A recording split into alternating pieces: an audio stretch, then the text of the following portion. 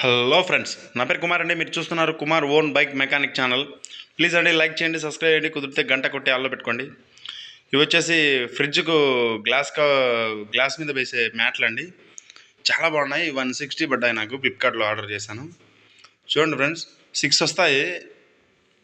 చాలా బాగున్నాయి. మనం ఎంత గ్లాస్ క్లీన్ చేసినా అని దాని మీద చిన్న మరకబడ్డా అని అది వెళ్ళదు.